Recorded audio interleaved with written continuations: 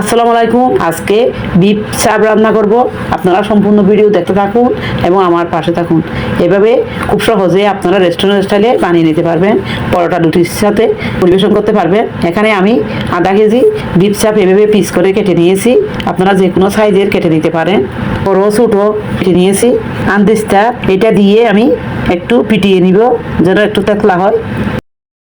এভাবে তেতলিয়ে নিতে হবে। সবগুলো আমি তেতলিয়ে নিয়েছি।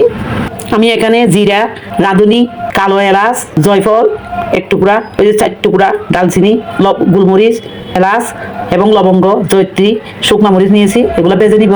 ভেবে যখন খুব সুন্দর একটা গ্রাম বের হবে, এবার নামিয়ে ঠান্ডা করে গুঁড়া করে নিয়েছি।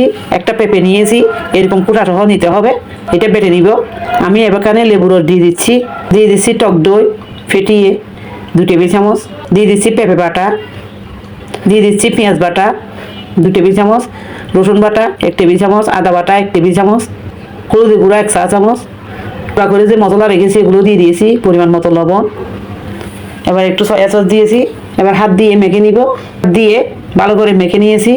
আমি সারা রাতের জন্য আমি রেস্টে রেখে দিব নর্মাল ফ্রিজে। আপনারা খুব সহজে নর্মাল ফ্রিজে এভাবে রেখে দিতে পারবেন। নর্মাল ফ্রিজে আমি রেখে দিয়েছি বেসন দিয়ে মেখে নিয়েছি। এবার ফ্যানের মধ্যে তেল দিয়েছি। তেলের মধ্যে আমি ভেজে নিচ্ছি। তেলটা বেশি পরিমাণে দেওয়া যাবে না, এরকম দিতে হবে। উল্টে পাল্টে এগুলি ভেজে নিব। এগুলো ভাজা হয়ে গেছে, এবার উঠিয়ে নিব। বাকিগুলো আমি ভেজে নিচ্ছি। ভাজা হয়ে গেছে, এগুলিও আমি উঠিয়ে নিচ্ছি। সবগুলো উঠিয়ে নিয়েছি। এভাবে খুব সহজে আপনারা বিফ চাপ বানিয়ে নিতে পারবেন।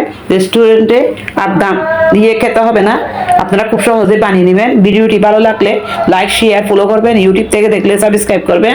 দেখুন কতটা ইয়ামি এবং খেতেও অসাধারণ হয়। এভাবে খুব সহজে বানিয়ে নিতে পারবেন। আশা করি সবাই ভালো থাকবেন। আল্লাহ হাফেজ।